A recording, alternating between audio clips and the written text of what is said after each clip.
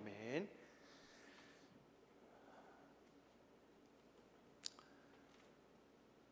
시험을 받으시는 예수님에 대한 이 설교 말씀은 우리 성도 여러분들께서 많이 접하신 적이 있을 겁니다. 최소한 5번 이상은 설교를 들으셨을 거라고 생각이 되고, 또 여러분들이 들었던 그 말씀을 제가 특별히 잘못됐다거나 바꾸자거나 이런 게 아니라 조금 다른 관점에서 말씀을 나눠보려고 합니다. 우리가 이 본문을 볼 때뿐만 아니라 대부분의 성경은 좁은 관점과 또 넓은 관점, 이 두 가지 관점에서 볼 수 있습니다. 오늘 우리는 좀 더 넓은 관점에서 이 시험의 성격, 예수님이 받으신 시험이 어떤 성격을 가지고 있고 마귀의 전략이 무엇이었는지, 또 우리는 어떻게 이 시험을 잘 견뎌야 할 것인지에 대해서 말씀을 나누고자 합니다. 오늘 우리가 읽은 이 본문 마태복음 4장 1절에서 11절의 말씀은 신학적으로 매우 중요한 본문이라고 할 수 있어요. 예수님이 시험 받으신 내용이 왜 중요한 내용일까요? 왜 그 내용이 신학적으로 중요한 내용일까요? 우리가 신학적으로 중요하다 이런 말이 고상하고 어렵지만, 신학적으로 중요하다라는 이 말은 성경 66권을 관통해서 매우 의미 있는 일이다 라고 보는 거예요. 고린도전서 15장 45절에 바울이 말한 것처럼 예수님께서는 두 번째 아담이자 마지막 아담으로 오셨습니다. 아담이 인류의 대표로서 썩을 몸에서 썩지 못할 몸으로 새롭게 되는 영생의 영광을 받을 시험을 받았죠. 하지만 결국 마귀의 유혹을 이기지 못하고 어떻게 됩니까? 실패했어요. 그 결과로 그의 후손인, 그를 대표로 두었던 모든 후손들은, 모든 인류는 그 실패의 결과인 영원한 죽음을 짊어지게 된 겁니다. 본문은 예수님이 세례 요한에게 세례를 받으시고 공생애를 시작하자마자 성령께 이끌려 마귀에게 시험을 받으러 광야로 가셨다라고 기록하죠. 하나님의 계획 안에서 예수님은 시험을 받으셔야만 했다는 사실을 알려주는 거예요. 그리고 예수님의 성육신과 공생애의 모든 시간들이 광야의 시험과 같은 일들의 연속임을 알려주는 겁니다. 예수님이 어떤 삶을 사셨을까요? 예수님은 어떤 삶을 사셨을까요? 예수님은 마귀의 시험 같은 삶, 이 광야에서 시험받은 이 시험의 기간 같은 삶을 그의 모든 삶을 통해 사셨어요. 그것이 오늘 이 마귀에게 시험 받으신 사건이 우리에게 주는 메시지예요. 예수님은 어떤 삶을 사셨다? 예수님은 이 마귀에게 시험을 잠깐 받은 게 아니에요. 잠깐 시험을 받은 것이 아니라 그의 생애 전체가 마귀에게 시험 받는 것 같은 삶을 살아내셨다는 뜻이에요. 예수님은 두 번째 아담으로, 그리고 이 시험을 끝내실 아담으로, 처음 아담이 실패했던 시험을 다시 치르기 위해 이 땅에 오셨어요. 그것이 예수님이 이 세상에 오셔서 사신 성육신의 삶과 고난이에요. 그러니까 이 시험은 단순히 광야에서 일어난 한 사건을 말하는 것이 아니라 예수님 삶 전체를 말하는 거예요. 예수님의 삶을 아까 말한 대로 바로 전쟁이에요. 예수님의 삶은 마귀와의 전쟁이었어요. 우리를 위한 그의 삶, 성육신의 삶은 시험의 연속이었다 하는 것이 오늘 이 본문 첫머리에서 다뤄야 될 이야기이고, 우리가 이 사실을 알고 이 본문을 봐야 돼요. 예수님은 우리를 위해 그렇게 사셔야만 했다고요. 왜요? 아담이 실패했기 때문에 그 실패를 뒤집고 승리하기 위해서, 우리가 첫 번째 아담의 실패를 뒤집어 쓰고 다 같이 망하게 되었는데 우리를 그대로 망하게 내버려 둘 수 없으니 두 번째 아담이신 예수님이 오셔서 승리하시기 위해 시험을 다시 받으셨다 하는 겁니다. 더하여서 우리의 대표자요 인도자로서 그가 받으신 시험과 연단은 우리가 성도로서 받아야 할 시험과 연단을 의미합니다. 히브리서 4장 15절에는 예수님께서 모든 일에 우리와 똑같이 시험을 받으셨다고 말씀해요. 그래서 예수님이 받으신 시험은 우리가 받고 있고 받을 시험을 예표하는 것이라고 상징합니다. 그런 점에서 예수님이 시험을 받으신 본문의 내용은 우리에게 적용할 충분한 가치가 있는 것이죠. 우리도 주님처럼 시험을 받고 주님처럼 이기는 삶을 살도록 하는 것이 하나님의 구원의 목적이기 때문이에요. 그러면 예수님이 받으신 시험은 어떤 것이었습니까? 본문에 예수님이 받으신 시험은 모두 세 가지였습니다. 첫째가 어떤 시험이었죠? 돌을 떡으로 바꿔보라는 시험이었어요. 그럴 능력이 있는지 보자는 거죠. 둘째는 성전 꼭대기에서 뛰어내리면 천사들이 너를 받아주는지 보자라는 거였습니다. 세 번째는 마귀에게 경배하면 모든 눈에 보이는 모든 것을 주겠다는 것이 시험 내용이었습니다. 마귀의 시험은 이렇게 세 가지였는데 크게 구분하면 두 가지로 구분할 수 있어요. 첫째와 두 번째 시험은 성격이 비슷합니다. 왜냐하면 이 시험을 할 때 마귀가 이렇게 말해요. 내가 만일 하나님의 아들이거든 돌을 명하여 떡이 되게 하라. 또 내가 만일 하나님의 아들이거든 뛰어내리라. 뭐가 반복되고 있어요? 내가 하나님의 아들이거든. 아들이라면 시험의 내용은 다르죠. 돌을 떡으로 만들거나 또 성전 꼭대기에서 뛰어내리는 거나 뭐 이렇게 내용이 바뀌긴 해요. 하지만 중심은 뭐예요? 내가 하나님의 아들이라면 하는 겁니다. 하나님의 아들임을 증명해 내라는 거예요. 여러분 사실 그런데 이게 얼마나 불합리한 시험인가요? 제가 제 아들에게 너는 내 아들임을 증명해 보아라 라고 말한다면 제 아들이 예 그러겠습니다 하고 하겠습니까? 의미 없는 일이죠. 증명할 거리도 안 되고 할 것도 없는 거예요. 그런데 왜 이 불합리하고 시험 같지도 않은 시험을 하고 있는 걸까요? 내가 만일 하나님의 아들이라면 해보라는 이 마귀의 시험은 사실 공격이에요. 이 시험을 통해 하나님의 아들에게 타격을 입히고 싶은 겁니다.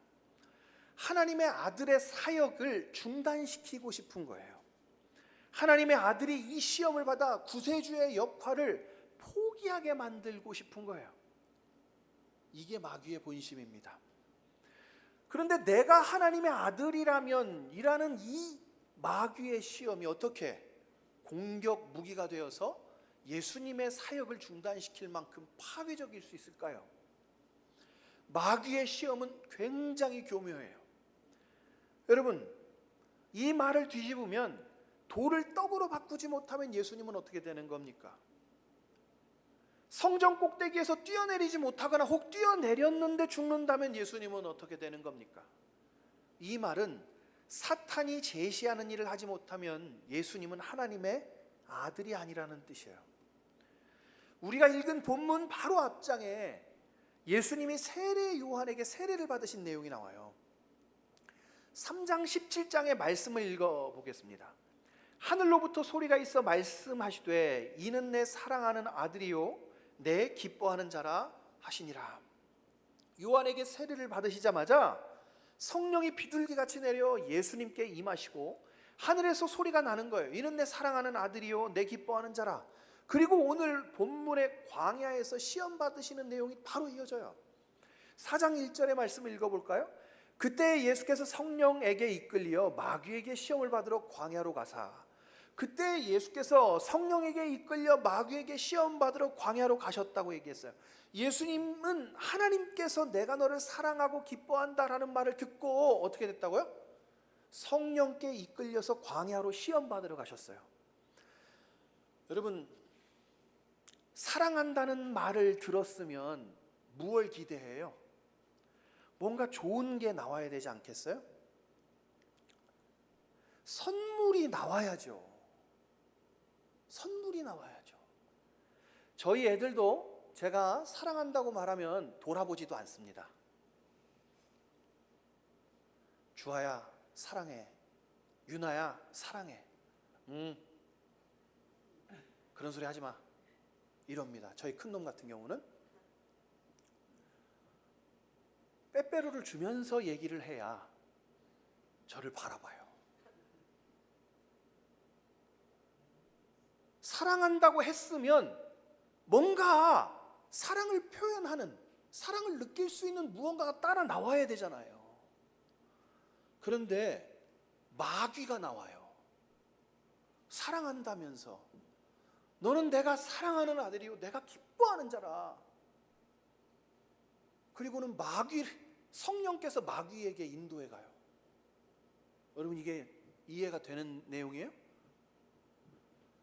짐승들만 있는, 사람도 없는 광야로 데려가고 사랑하고 기뻐한다 그러면서 40일을 굶겨요. 우리 같으면 벌써 여기서 빈정이 상했을 겁니다. 나를 사랑하는 거 맞는가? 나를 기뻐하는 거 맞는가? 생각이 들 거예요. 사실 마귀는 예수님이 돌을 떡으로 바꾸지 않을 것임을 알고 있었어요.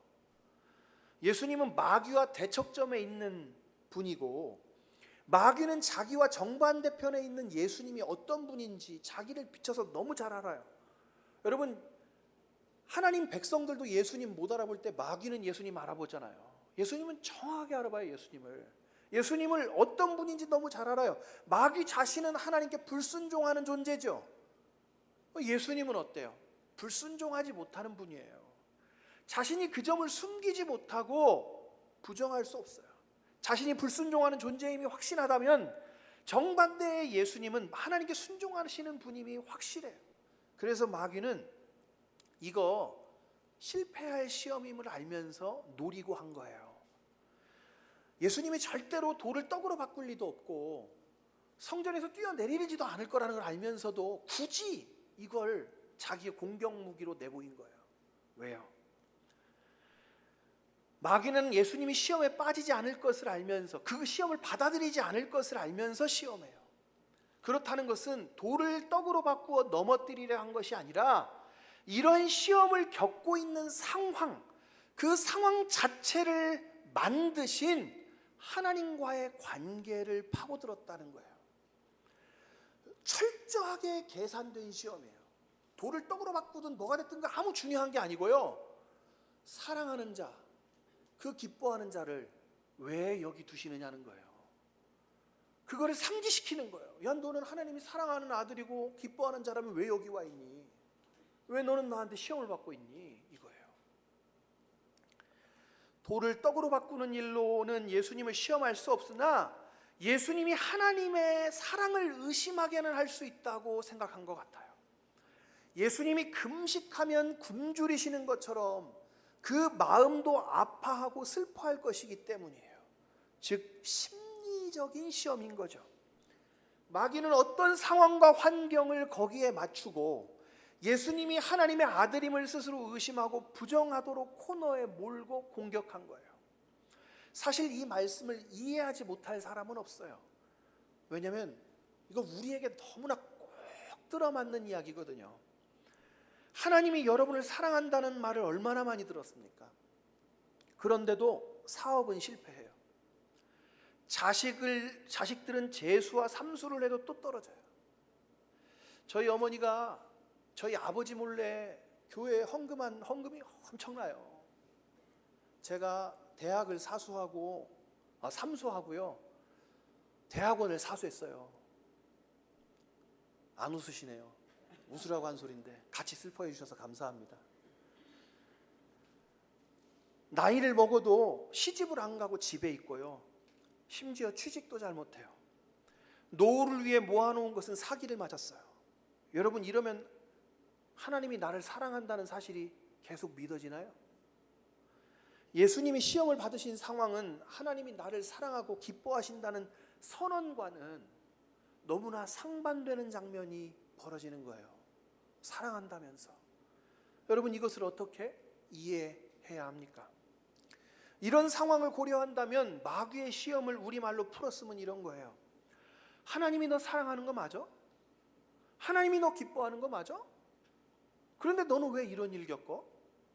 하나님이 너를 사랑한다면서 너는 이런 것도 못해? 하나님이 너를 기뻐한다면서 왜 이 고생을 해? 너 하나님 아들 맞아? 마귀가 제시한 일을 하지 못하면 하나님의 사랑하는 아들이 아니다라는 거예요. 이 시험은 우리에게도 그대로 계승되었어요. 이 세상에서 성공하지 못하면, 이 세상이 내주는 숙제를 해결하지 못하면 마귀는 언제나 우리의 곁에 와서 이렇게 말해요. 너 하나님 아들 맞아? 너 하나님 자녀 맞아? 하나님이 너 사랑한다는 건 맞아? 우리는 매일 돌을 떡으로 바꾸고 산꼭대기에서 떨어져도 천사가 받아주는 놀랍고 기이한 일들을 요구받아요. 믿는 사람들이라면 이 세상을 사는 동안에 뭔가 달라야 되지 않느냐는 거예요. 부적 쓰고 구 쓰는 사람들보다는 좀 더 나아야 되지 않겠어요? 그렇게 요구받아요. 믿는 사람이라면, 하나님의 사랑하는 자녀들이라면 불행이 피해가고 행복한 일들이 넘쳐나고 기적이 막 일어나는 거죠.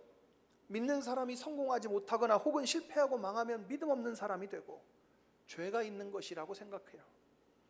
마귀는 우리에게 기적을 일으키지 못하면 너는 하나님 자녀가 아니라는 무서운 올무를 펼쳐두고서 우리를 거기 빠지게 만들려는 거예요. 사실 마귀가 예수를 시험한 이 말은 저를 매일매일 시험하는 말이에요.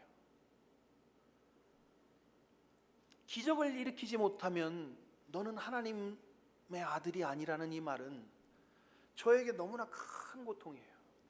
마치 너가 평범하면 너는 하나님의 사랑이 아니라는, 아들이 아니라는 그런 말을 듣는 것 같아요. 저는 평범하거든요. 기적을 일으키지 못해요. 하나님 앞에서 세운 뜻은 있으나 이룰 힘은 없는 사람이에요. 동기나 후배들이 성공 일로를 걸을 때 저를 보면 전 너무 초라해요. 여러분, 페이스북이라고 혹시 아세요? 페이스북이라고 요즘엔 어르신들도 많이 하시더라고요. 이제 페이스북은 잘 안 하는 추세긴 한데, 페이스북에 일하는 거를 이렇게 들여다보면 사역 잘하는 친구들, 또 잘 나가는 애들 이거 보고 있으면 너무 마음이 비교가 돼가지고 너무 괴로운 거예요. 그래서 다 끊어버렸어요. 다 끊어버려. 마음에 평안이 오질 않고 계속 비교가 되니까요. 그때마다 실패하고 속고 또 속고, 마귀는 그때마다 나타나서 제 귀에 하나님이 너 사랑하는 건 맞아? 하고 웃고 속삭여요. 여러분, 우리 중 누구도 예외가 없어요. 우리가 겪는 시험이라는 것은 다 마귀가 이 말을 하기 위한 장치에 불과해요. 어떤 종류의 시험이건 간에 마귀는 우리에게 이것을 말하고 싶어 하는 거예요. 너 하나님 사랑하는 자, 하나님 기뻐하는 자 맞아? 우리의 상황은 바로 이 시험을 위한 덫과 같아요. 그리고 마치 토끼가 몰리듯이 예수님이 받으신 세 번째 시험과 같은 최종적 시험 앞으로 몰아가요. 최종적 시험은 뭐예요? 마귀는 예수님을 높은 산으로 데려가 천하만국과 그 영광을 보여주면서 자신에게 경배하면 모든 것을 줄 수 있다고 합니다. 앞에 그 문맥대로 차분히 읽어내려오면 이 말은 이거 무슨 말일까요? 이거 앞에 내용들을 제가 여지껏 설명했잖아요. 마귀가 너 하나님의 사랑하는 아들이 맞아? 하나님 기뻐하는 사람 맞아? 라고 말했다고. 왜 그랬다고요? 사랑한다고 해놓고 광야로 내몰았거든요. 마귀가 천하만국을 다 보여주고 말하는 거예요. 네가 나를 경배해주면, 무슨 말입니다? 네가 나를 사랑하면 나는 너에게 이 모든 걸 줄 수 있어. 이 말은요, 이거예요. 하나님은 너를 사랑한다고 기뻐한다고 하고는 아무것도 주지 않았지. 아무것도 주지 않았지. 나는 달라. 마귀의 이 시험은 네가 나를 섬기기만 한다면, 그렇게 말만 한다면 나는 너에게 반드시 보상해 줄 거야 라고 말하는 거예요.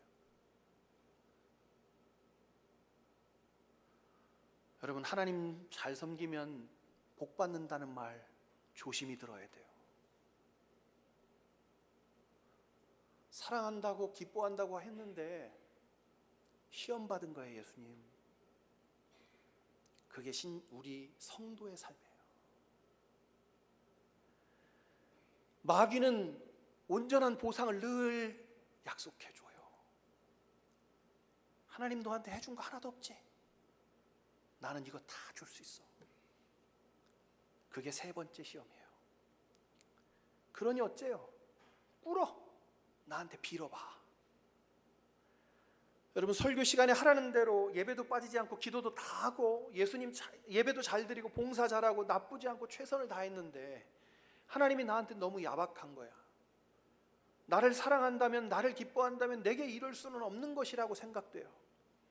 그럴 때 마귀가 나타나 이렇게 말합니다.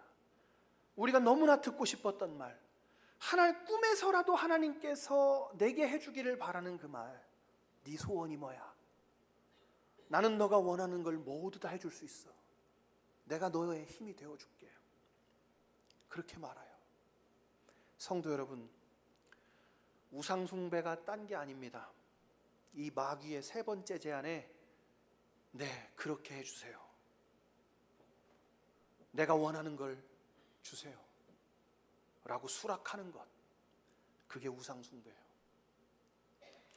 자, 여러분이 마귀라면 이 말에, 여러분이라면 마귀의 이 말에, 이 세 번째 시험에 뭐라고 대답할까요? 할 말이 있습니까? 사실 저는요, 너무 동의가 돼요. 네! 하고 대답하고 싶어요. 하나님보다 내 마음을 더 잘 아는 것 같아요. 그러면 예수님이 뭐라고 대답하셨을까요? 4절 말씀이죠. 사람이 떡으로만 살 것 아니요 하나님 입으로 나오는 모든 말씀으로 살 것이라. 7절 말씀도 이렇게 말해요. 주 너의 하나님을 시험하지 말라 하였느니라고 하셨죠. 그리고 10절에서는 주 너의 하나님께 경배하고 다만 그를 섬기라고 말씀하여 쫓아내셨습니다. 여러분, 하나님을 시험하지 말라는 말씀은 예수님이 인용한 말씀이에요. 출애굽기 17장 17절 말씀인데 거기 내용이 어떤 내용인가요? 출애굽한 이스라엘 백성들이 르비딤에서 마실 물이 없어서 원망하고 모세와 다툰 일이 있죠. 그때 하나님이 모세에게 일러서 반석을 쳐서 물을 터뜨려서 이 백성들과 양떼들을 먹이셨습니다. 그리고 그곳의 이름을 마사 또는 무리바라고 불렀대요. 마사라는 말이 뜻이 시험한다는 말이고요, 무리바라는 말이 싸운다는 뜻이에요. 그리고 17절에 그 이유를 여호와께서 우리 중에 계신가 안 계신가 하고 시험했다는 거예요.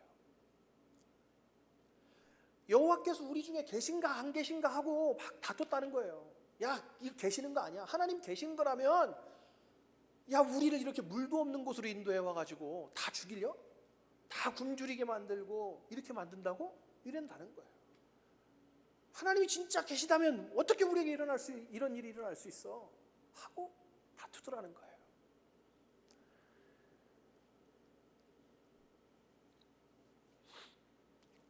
예수님이 마귀에게 하신 이 말씀은 바로 시험하지 말라는 말은 바로 이 일을 전제한 거예요.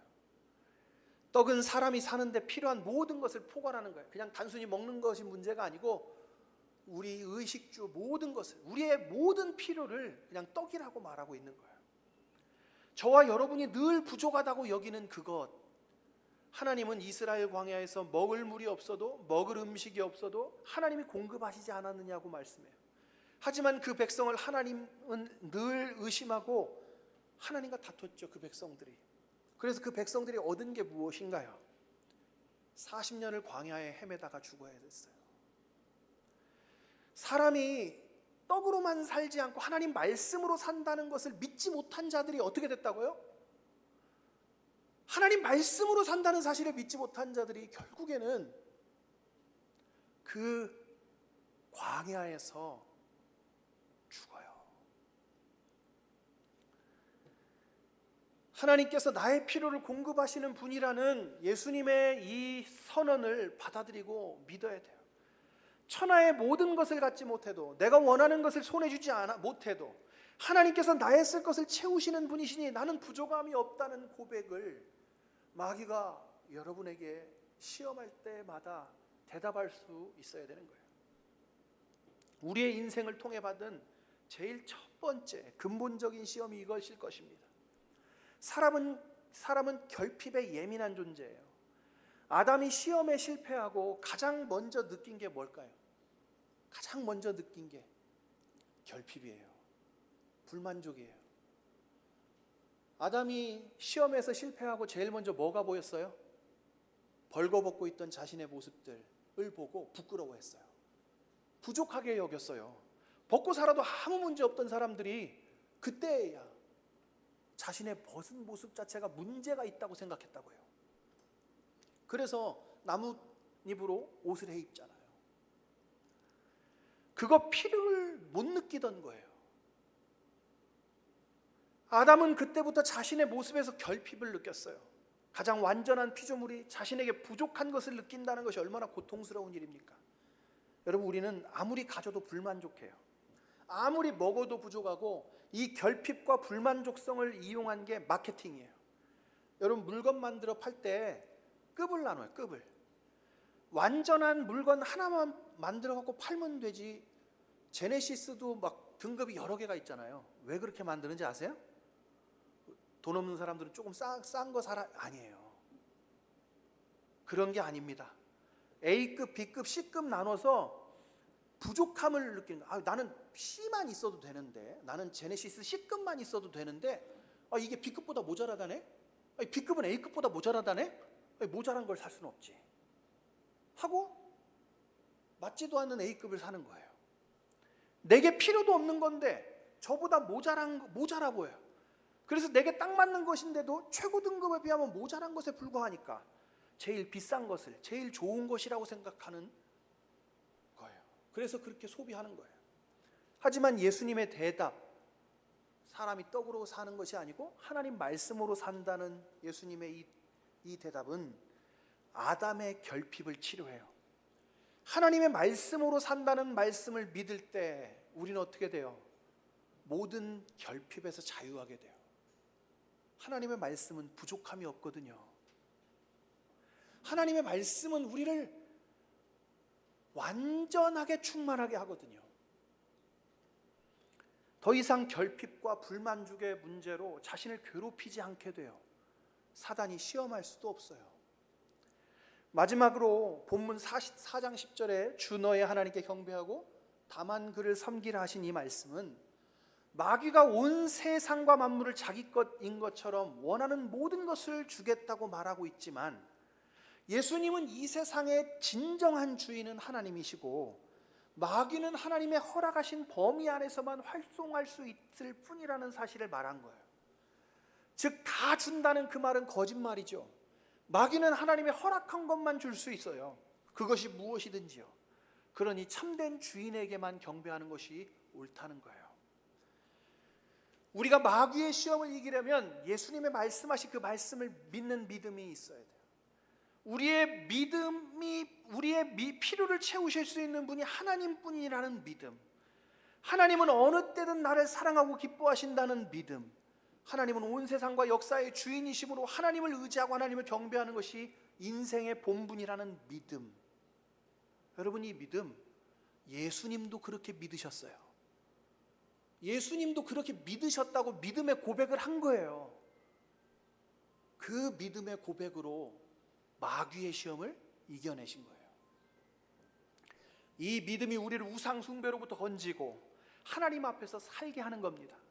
부디 우리에게 이 믿음이 충만하게 더하여지기를 주님 앞에 엎드려 간구합니다. 마지막으로 시험을 견디는 몇 가지 도움의 말씀을 드리고 마치려 합니다. 서두에 말씀드린 것처럼 예수님은 성령의 이끄심을 따라서 광야에 들어가시고 시험을 받으셨습니다. 이 시험이 하나님 안에 있다는 뜻이에요. 광야의 시험이 꼭 마귀가 통제하는 것 같이 보여도, 하나님께서 방관하시는 것만 같아도 그마저도 하나님의 뜻 안에서 일어나고 그마저도 하나님의 통제 안에 있다는 뜻이에요. 여러분, 욥이 마귀에게 시험당할 때는요, 그는 하나님의 통제에 따라서 시험해야 했어요. 허락받았다고요. 욥의 시험도, 예수님의 시험도 하나님 안에 있었어요. 그리고 저와 여러분의 시험도 하나님 안에 있어요. 사실 제가 서두에 처음에 시작할 때 예수님의 시험은 오늘 이날 받은 시험만을 말하는 것이 아니라 그랬죠. 그날 하루 있었던 일을 말하는 것이 아니라 예수님의 삶 전체를 다 시험 받으셨다고 봐야 된다 그랬잖아요. 마찬가지예요. 저는 이 말씀을 여러분에게 꼭 드리고 싶은데, 사실 시험과 삶을 분리하지 않는 게 제일 좋아요. 여러분의 삶을 시험을 당하는 때와 당하지 않는 때, 시험을 당하는 때와 평안한 때로 구분하지 마세요. 여러분, 그렇게 구분하지 않으면 너무 고통스러울 것 같지만 그렇지 않아요. 왜냐하면 시험은 하나님 안에 있고 성도의 삶은 시험인데, 그러니 성도의 삶은 하나님 안에 있게 되는 거예요. 삶과 시험을 구분하면요, 어떤 일이 벌어져요? 오히려 보호받을 때와 보호받지 않을 때가 구분돼요. 여러분, 우리 그렇게 생각하기 쉽거든요. 시험을 받을 때는 하나님 나를 보호하지 않는 때, 시험이 없는 때는 내가 하나님께 보호받는 때로 착각하기 쉬워요. 그렇지 않아요. 시험을 받는 때든 시험을 받지 않는 때든 그냥 우리의 삶은 시험 안에 있어요. 특별한 게 아니라고요. 그냥 시험 받고 있는 동안이 아주 특별한 어떤 날이 아니라고요. 여상한 날처럼 여기세요. 또한 하나님 안에 살아가야지, 하나님 안에서 사라지는 삶에서 굳이 자신이 받는 어려움과 괴로움의 원인을 파보지 마세요. 그거를 왜 내게 이런 일이 일어났는지 원인을 깊이 사색하거나 묵상하지 마세요. 그것은 죽어서 천국에 가서나 확인할 수 있는 일이지만, 지금 여기서 나타난 것만으로도 우리가 왜 시험 받는지 알 수 있어요. 그것만 알아도요, 충분해요. 만약에 여러분이 왜 시험 당하는지 그거 다 알면 시험이 잘 견뎌져요? 안 그렇다고요. 여러분, 대한민국의 고등학생 중에 자기가 수능 봐야 되는 이유를 모르는 애들이 있어요? 모르는 애들 없는데도 공부 안 하는 애들이 셌어요. 그거 안다고 다 되는 게 아니거든요. 여러분, 하나님이 우리가 알아야 될 것은 다 알려주셨어요. 알려주지 않은 건 알지 말라는 거예요. 굳이 파보지 마세요. 내가 뭘 잘못했길래, 그런 생각 할 것도 없어요. 예수님은 우리가 받아야 될 시험이 어떠한지 미리 보여주셨고 이겨내셨고 우리도 이기기를 바라셔요. 여러분, 우리가 왜 시험 당하는지 불만이 있습니다만, 여러분, 시험을 보지 못하면 성적을 받을 수 있나요? 시험을 보지 못하면 성적을 올릴 수 없고 경기에 나가지 않으면 승리의 영광을 얻을 수 없어요. 주님은 자신이 이루신 승리를 우리도 얻기를 바라시는 분입니다. 마귀는 내가 가만히 있어도 시험합니다. 여러분 가만히 있어도 시험 당해요. 욥은 가만히 있는데 시험 당하지 않았던가요? 욥도 가만히 있는데 당했어요. 가만히 있는데. 여러분, 그런 이유는 그들이 시험 당하는 이유가 저와 여러분에게 없다는 뜻이에요. 여러분 안에 어떤 원인이 있을 거라고 생각하지를 마세요. 그냥 여러분 뭐 잘못해가지고 사업이 망했다느니, 여러분이 뭐가 잘못해서 병에 걸렸다는지 생각을 하지를 마세요. 시험의 원인이 마귀에게 있어요. 마귀는 원래 그거 하려고 있는 거예요. 우리를 넘어지게 하고 믿음에 파선하게 하는 일을 성실하게 하는 것, 그게 마귀예요. 시험이 없는 성도는 없어요. 시험 없는 사람은 있어요. 왜요? 마귀가 시험하지 않는 자는 마귀 사람이니까요. 요한복음 16장 33절에 이렇게 말씀합니다. 이것을 너희에게 이르는 것은 너희로 내 안에서 평안을 누리게 하려 함이라. 세상에서는 너희가 환난을 당하나 담대하라. 내가 세상을 이기었노라. 이 말씀 예수님이 잡히시기 전에, 바로 전에 하신 말씀이에요. 환난이 있다는 말씀이죠. 예수님은 요한복음 15장에서 이미 제자들에게 뭐라고 말씀하시냐면 세상이 자신을 미워하기 때문에 그 제자들도 미워할 거라고 말씀하셨어요. 그래서 너희가 미움을 받거든 너희보다 먼저 나를 미워한 줄 알라고 말씀해요. 이런 말이에요. 너희들 아무 잘못 없어. 그냥 나 때문에 미움당하는 거야. 여러분, 실패하시거든 고생하시거든 하나님 원망하세요. 그냥 이렇게 생각하시면 돼요. 여러분이 잘못해서 당하는 일이 아니라 예수님 제자라 당하는 거예요. 그냥 아시겠어요? 여러분 잘못했다고 눈물 흘리고 숨기고 그러지 말라고요. 예수님 때문에 당하는 거예요. 믿기 때문에 당하는 거예요. 믿는 사람은 그렇게 살아야 돼요. 가만히 있으면, 저항하지 않으면, 싸우지 않으면 넘어가든지 하는 일 아니에요. 피한다고 피해지는 일이 아닙니다. 시험은 어느 때 잠깐 있는 억울하고 힘겨운 상황을 말하는 것이 아니에요. 예수님이 성령의 손에 이끌려서 광야로 나갔듯이 성령의 손에 이끌려 우리의 삶은 시험 가운데 살아요. 시험은 어느 때 잠깐 있는 억울하고 힘겨운 나를 말하는 것이 아니라 구원받은 성도들의 삶 그 자체입니다. 마귀가 굶주린 사자처럼 찾는 사람들의 긴박하고 당황스럽고 어려운 삶이 성도의 삶이에요. 그러면 우리는 어떻게 해야 합니까? 이 불시험과 같은 삶에 우리는 어떤 소망을 가지고 삽니까? 우리는 시험을 받을 때 우리가 왜 시험 당하나 고민하는데 그러지 말고 예수님이 왜 시험 당했나? 예수님은 왜 시험 받으셨나 생각하세요. 나는 왜 시험 당하나 이런 거 생각하지 마시라고요. 그때마다 여러분 시험 당할 때마다 예수님은 왜 시험 당했지 고민하세요. 왜 받으셨습니까? 예수님 왜 시험 받으셨습니까? 우리는 예수님이 나를 구원하기 위해 오셨다는 사실은 잘 믿으면서도 주님이 나를 주님처럼 승리하게 하기 위해 오셨다는 사실은 잘 믿지 못해요. 주님께서 시험 받으신 이유는 우리도 자신처럼 승리하게 하기 위해서예요. 오늘 본문의 이야기는 하나님을 모른다고 말해야 끝날 것 같고 마귀의 손을 잡아야 끝날 것 같은 지독한 삶을 내가 이겨냈다. 내가 이것을 위해서 이 땅에 왔고 시험 받는 사람이 되었다. 그러니 내가 너희도 이기게 만들겠다는 주님의 구원의 선언이에요.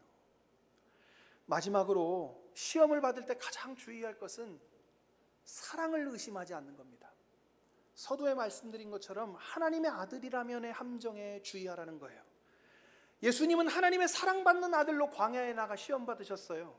그것이 하나님이 그 아들에게 바라신 아들을 버리신 일입니까? 버리셔서 일어난 일이에요? 그렇지 않아요. 죽음이 없이 부활이 없고 십자가가 없이 영광이 없는 것처럼 시험이 없이 승리가 없어요. 여러분 승리하십시다. 하나님 아버지께서 아들의 승리를 확신함으로 광야로 이끌어 가셨어요. 저와 여러분의 승리를 확신하고 시험 가운데 이끌어 가시는 거예요. 승리의 면류관을 씌우기 위해 이 삶을 살게 하시는 거예요. 시험을 당할 때 수도 없이 의심이 듭니다. 제가 이랬다가 저랬다가 하는 사람, 롤러코스터 타듯이 기복이 있는 사람 아주 참 싫어합니다. 제가 그렇거든요. 하루는 저를 사랑한다는 믿음이 있어요. 은혜가 충만해가지고 어떤 시험이 오나 겁없네. 그리고 그 다음 날 못 믿습니다. 고통의 강도가 증가할수록 못 믿어요. 그런데 그게 사람이에요. 하나님은 우리가 언제나 한결같이 믿음 있는 사람이 될 수 없다는 사실을 너무 잘 알아요. 너무 잘 알아요. 그래서 주님이 오신 거예요. 한결같지 못하니까요. 바울이 이 사실을 로마서 5장 8절에 힘줘서 말해요. 같이 읽어보겠습니다. 시작. 우리가 아직 죄인 되었을 때에 그리스도께서 우리를 위하여 죽으심으로 하나님께서 우리에 대한 자기의 사랑을 확증하셨느니라. 여러분, 아들의 죽으심으로 자기의 사랑을 확증하신 상대가 어떤 자들이에요? 어떤 자들이에요? 저처럼 하루에도 12번씩 마음이 바뀌는 사람이에요. 하루에도 12번씩 믿음이 있다 없다 하는 사람이에요. 그런 사람들에게 확증을 주기 위해서, 확신을 주기 위해서, 무엇에 대한 확신? 내가 너를 사랑한다는 확신, 내가 너를 사랑한다는 확신을 주기 위해 아들을 십자가에다 달았다고요. 승리를 위한 시험을 받으면서도 사랑을 의심하는 자들을 위해서, 확증하기 위해서 십자가에 달리셨다는 거예요. 스바랴 3장 17절의 말씀을 읽고 마치겠습니다. 우리 같이 읽어볼까요? 시작. 너의 하나님 여호와가 너희 가운데 계시니 그는 구원을 베푸실 전능자시라. 그가 너로 말미암아 기쁨을 이기지 못하시며 너를 잠잠히 사랑하시며 너로 말미암아 즐거이 부르며 기뻐하시리라 하리라 하셨습니다. 여러분이 겪는 모든 고난과 시험에서 도리어 나를 인하여 기쁨을 이기지 못하는 주님의 사랑을 깊이 경험하게 되시기를 축원합니다. 기도하겠습니다.